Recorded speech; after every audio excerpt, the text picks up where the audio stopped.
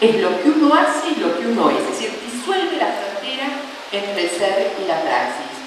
O dicho de otro modo, estar siendo y praxis se vuelven indisociables e indistinguibles.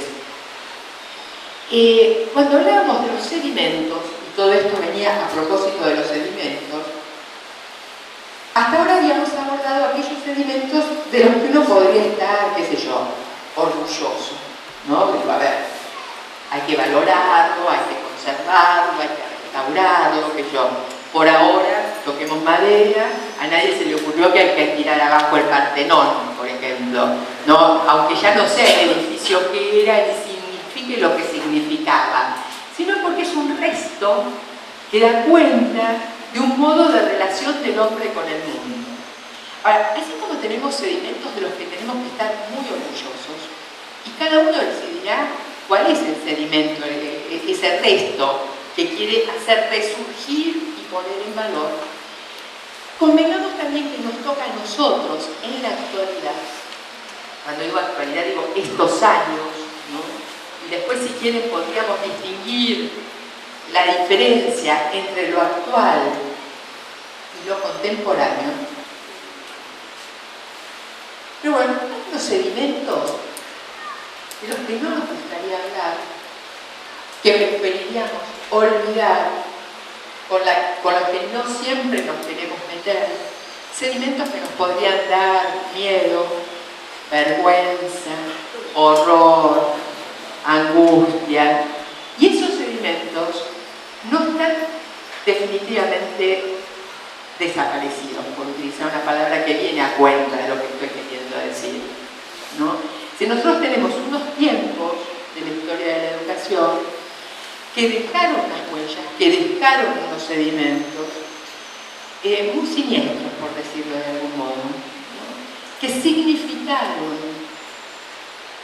y por supuesto, ustedes pueden decirme, Graciela, hubo excepciones, por supuesto que las hubo, pero hubo un tiempo donde podríamos decir, si trabajáramos filosófica o psicoanalíticamente, hubo un tiempo donde algo del orden de la transmisión fue cortocircuitado, fue interrumpido, ¿no? Es decir, educar tiene que ver con transmitir, tiene que ver con pasar, tiene que ver con ofrecer, no transmitir en el sentido mecánico de las ciencias duras, ¿no?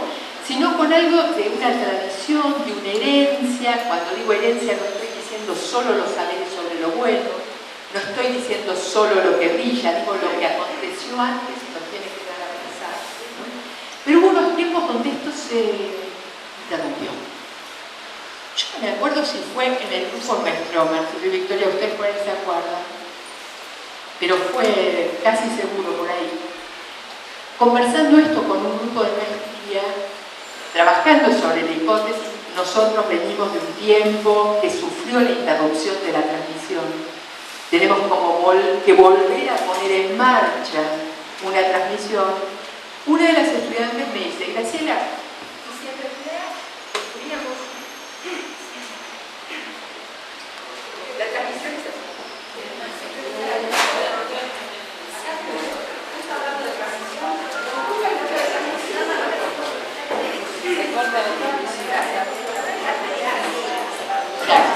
Bueno, ella me decía, pero Graciela, si lo que nos estuviera pasando es que no estamos transmitiendo nada o casi nada, porque tendríamos la sensación que de transmitir algo lo único que podríamos transmitir es el miedo.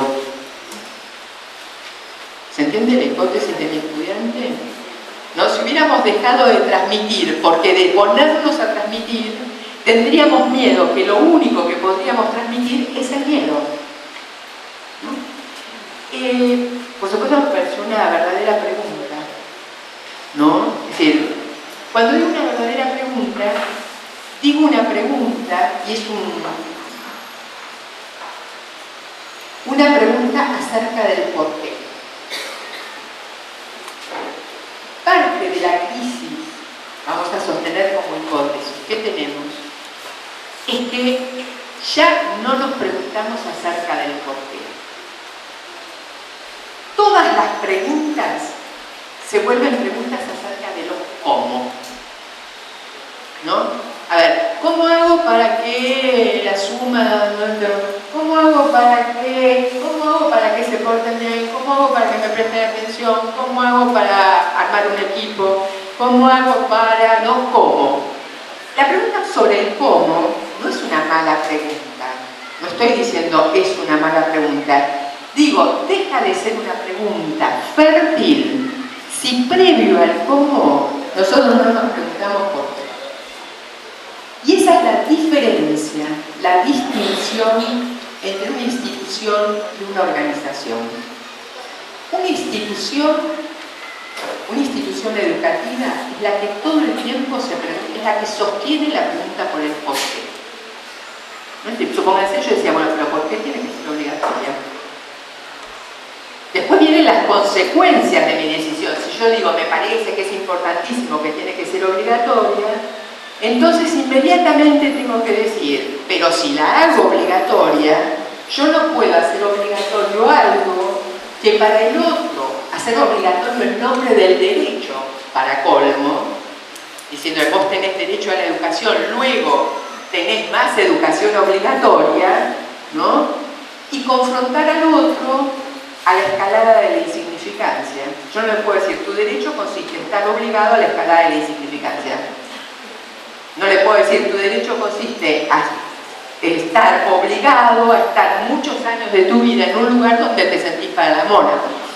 Digo, no estoy diciendo con esto, porque hay una moda ahora del placer y qué sé yo.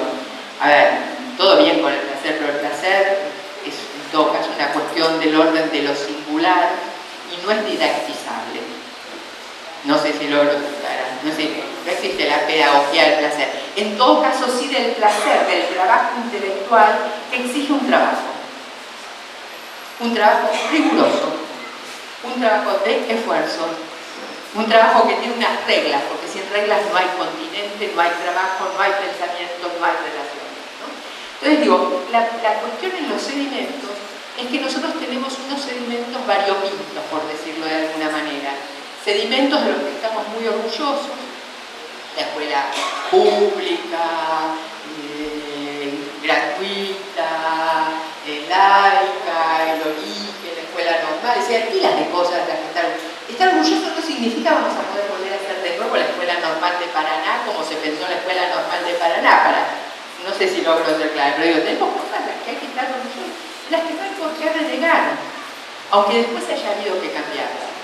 Pero también tenemos cosas de las que es difícil estar orgulloso y de las que más vale tenemos vergüenza. Yo por lo menos, no es obligatorio que todo el mundo lo tenga. Y el problema con estos sedimentos, hay un psicoanalista uruguayo, Conichak, que es uruguayo, que se llama Marcelo Viñar, y ellos lo dicen así: cuando la generación adulta no elaboró un trauma social, impone a la generación siguiente un exceso de trabajo psíquico para elaborar lo que ella no elaboró. Y la generación siguiente, frente a este exceso, este pedido excesivo, elaboren lo que nosotros no elaboramos, puede reaccionar de distintas maneras. Una de ellas es, perdonadme, elaboralo vos. Hacete cargo, es decir, como esa, bueno, tú que hiciste en la guerra papá, como era esa película, ¿se acuerdan? Que hace muchos años. Por esto estoy diciendo, la tarea que tenemos ahora es una tarea apasionante que tiene que vérselas con una complejidad reforzada, por decirlo de algún modo, que es que venimos después de unos tiempos donde se interrumpió la transmisión. Para mí, digo, yo lo doy como afirmación, pero ustedes tómenlo como una hipótesis, podrían discutirla, pero dicen, no, Graciela, lo que pasa es que no se interrumpió tanto, no en todos lados, no totalmente, se más fina en el sentido de busca qué se dejó de transmitir y qué incrementó su transmisión. Uno puede decir que se incrementó la transmisión del miedo, se incrementó el desentendimiento, se incrementó el desconocimiento del otro, que son cosas que también se transmiten, ¿no? Hagamos como si el otro no existiera. Entonces nosotros tenemos que vernosla Y en consecuencia es posible que parte de lo que una escuela quiera hacer vaya como a contramano del tiempo. Esto que alguno de ustedes decía, finalmente yo después de 30 años de la actuación estoy en condiciones de decir, me hice de una experiencia, no de una antigüedad en el cargo, que son dos cosas bien distintas. Tenemos muchas antigüedades con pocas experiencias. Experiencias sin antigüedad, digamos. Pero supongamos que experiencia y antigüedad fueron juntas, ¿no? Entonces, bueno, ¿cómo se transmite eso? ¿No? ¿Cómo se pasa eso?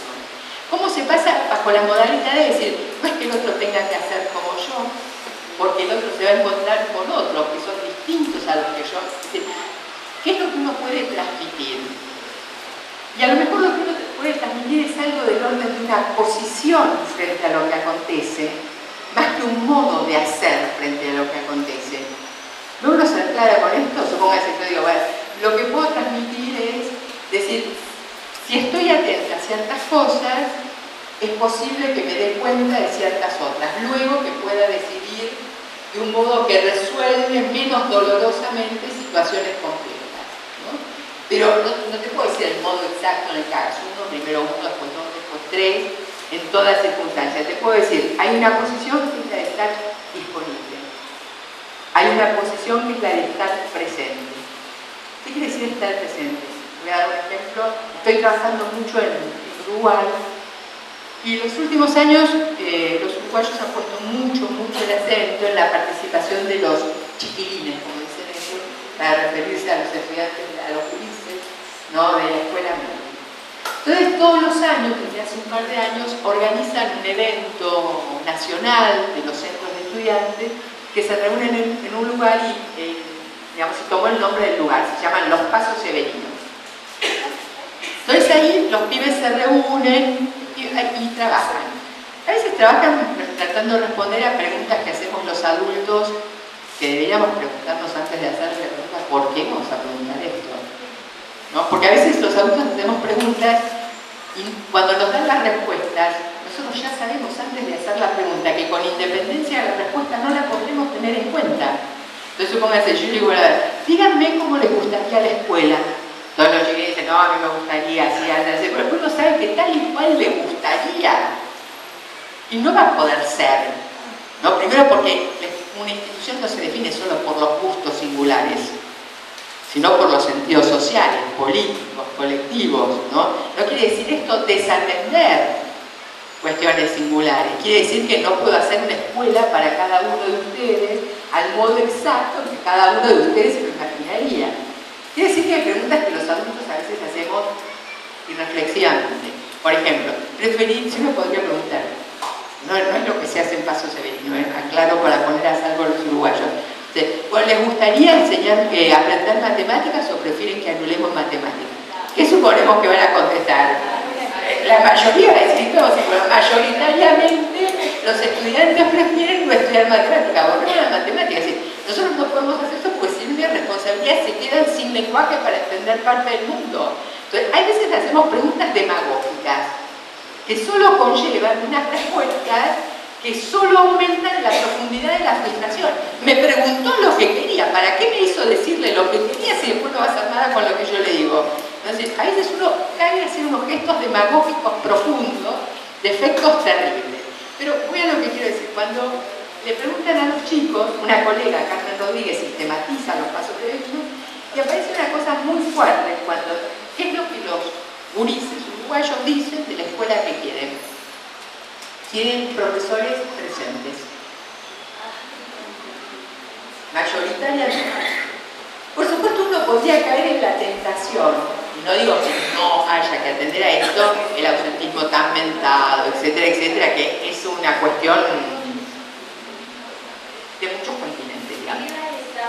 Estamos hablando de los que viven en el liceo, secundaria, ¿no? Entonces, ahora, nosotros podríamos entenderlo como que los profesores vayan, ¿no? Pero no es eso. Dicen que estén. Lo que quieren es presente.